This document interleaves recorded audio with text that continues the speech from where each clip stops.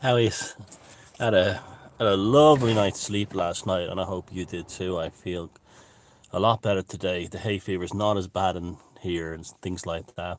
So there's no sun out today, and yeah, ironically, it kind of feels a bit more relaxing. It's a strange one, but it's a good one. It's a good feeling. After this video, I'll do one of those Q&As on this channel. So, but first, I want to talk about practical applications of chaos magic. Now, firstly, one thing you have to understand is that when you hate somebody and you publicly hate them, what you're doing is you're feeding them with your life energy. This is a huge thing that people have never properly learned, mainly because of the Christian mind virus inside of them to love thy enemy. And what you cannot, it's not possible to love your enemy. It's not possible to turn the other cheek. And what happens is that turns into extreme hatred, where the real thing you need to do is to be apathetic. When you're apathetic, you have recaptured your power. And what happens is when you're hateful, it's like, for instance, a hysteria, hatreds, smear campaigns, extreme, endless vindictiveness. These are the surrender flags of the defeated. And so this is why people have to stop constantly hating on Bill Gates, because all they're doing is feeding his power. And when you do things and feeding his mystique and charisma, it'd be much better to either ignore him or just he's just a nerd who's a nerd that's out of control, and then get on and do something else. And that's because then you've retained your psychic energy for what else you need. They're always trying to bleed your psychic energy. So, like, if there's a smear campaign going on and you join it, what you're basically doing is going into the bunker at the end with the dying cult. That's what you're doing, and you're not achieving anything. You're just throwing away your psychic energy, and it's not even. And especially if it's so interesting when you think about it. Look at Trump. Trump is a prime example. The hatred of Trump is based on the fact that the people who hate him lost the election. That's it. Nothing, no other reason. Trump derangement syndrome is completely and 100% a byproduct of him winning an election they wanted Clinton to win. That's all it is. It's nothing. It's nothing else. It's just that.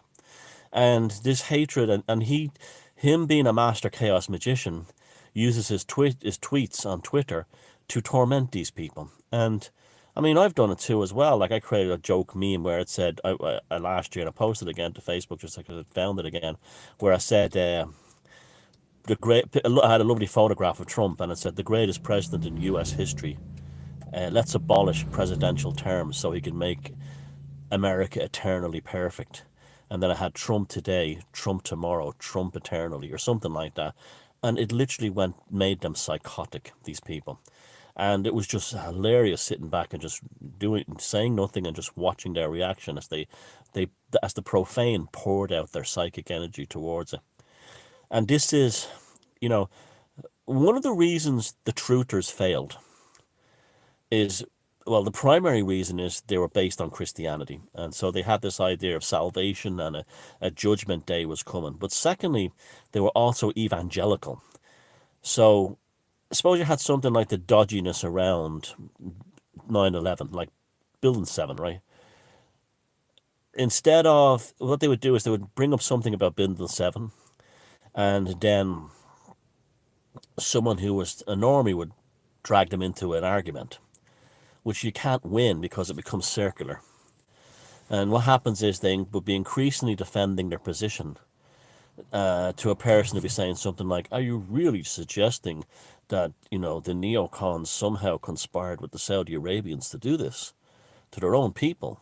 This, and they'll constantly attack your humanity and stuff like that, and your intellect and your intelligence, and you won't do yourself any favors by getting more hysterical." No, I'm not talking about or more, what's the word, zealot like. Again, see the damage that Christianity has done to us as a species, as Europeans. And so it was better just to back off, and then the other side wins, because you've got hysterical. Like, there's a very nice chap in Scotland on my Facebook friends list for years, and he wrote to me saying he had a horrible evening after he posted that Brian Rose, "Look at me, Brian Rose" interview. Am I great, Brian Rose? Pay attention to me, Brian Rose. Thing with David Icke. All his normie friends slagged him off constantly. And he wrote to me frustrated, and I just said to him, "Don't get involved, don't engage, don't do it. You know, it's not you don't stop being an evangelical Christian. You're trying to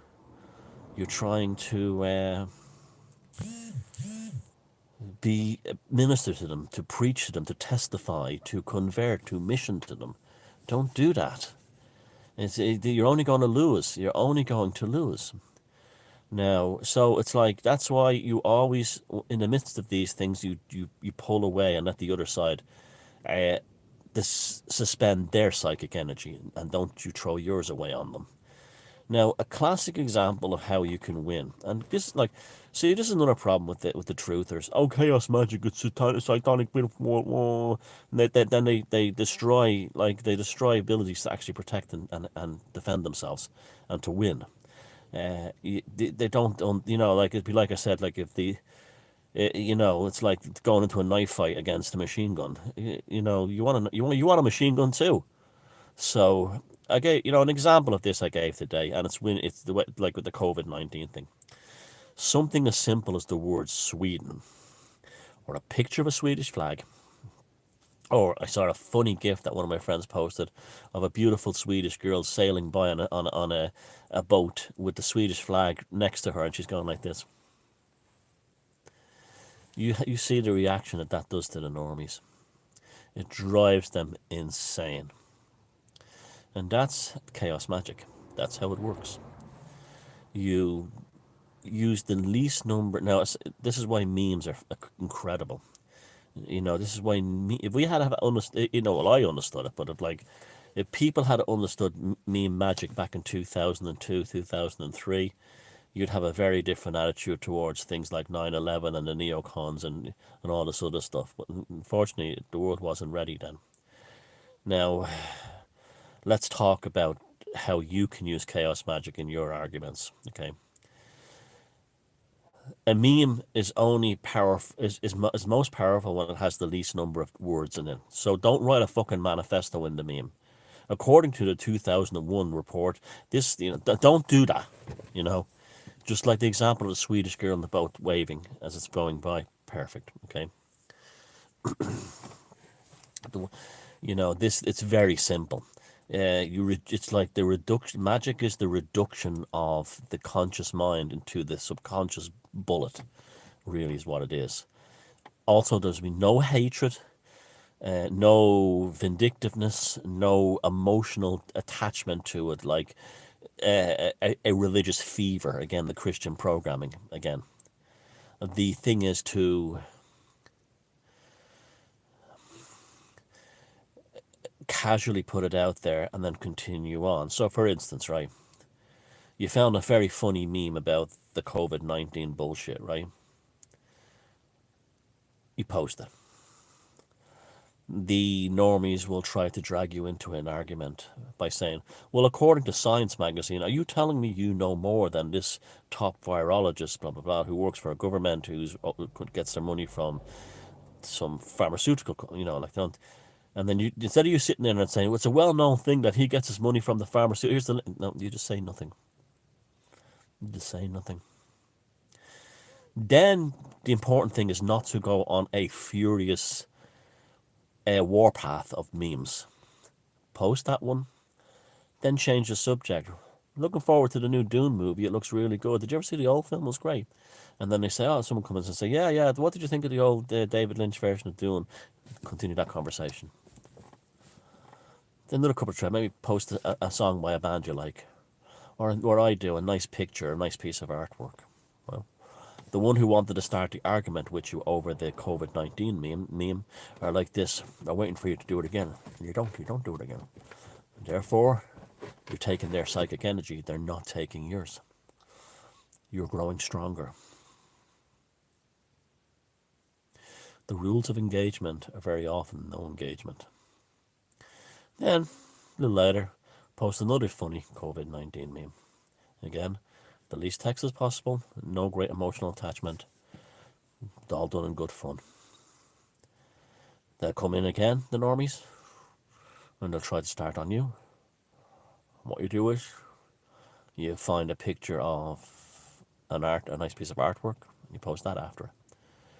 And then you discuss that.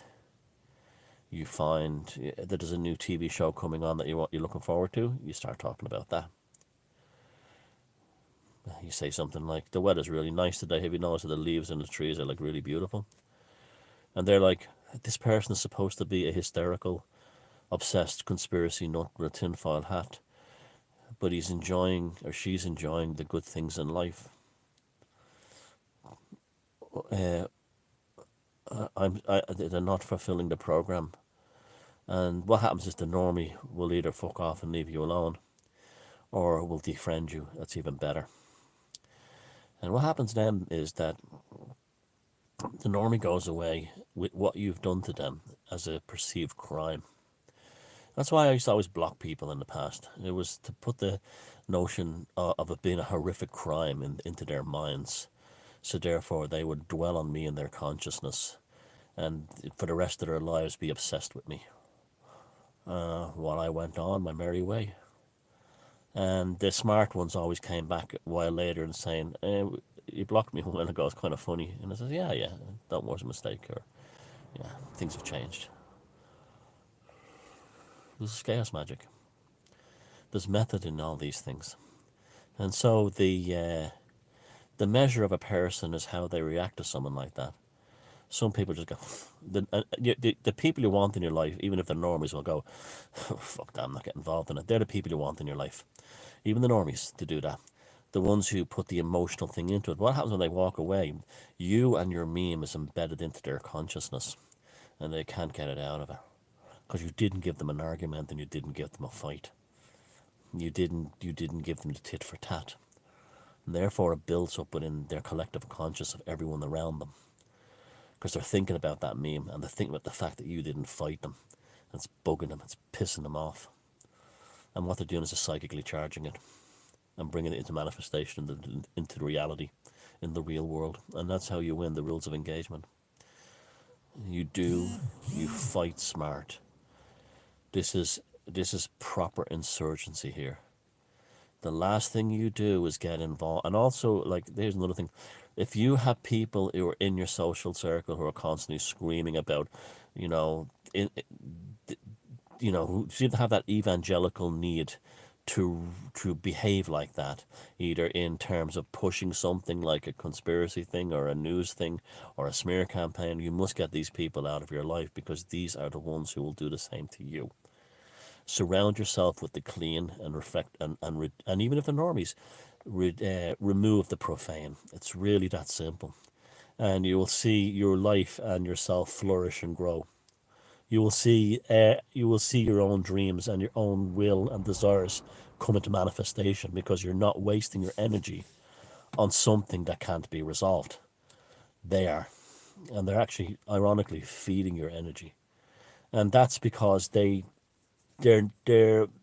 was something in them to begin with that's not spiritually developed, and that's how you do it.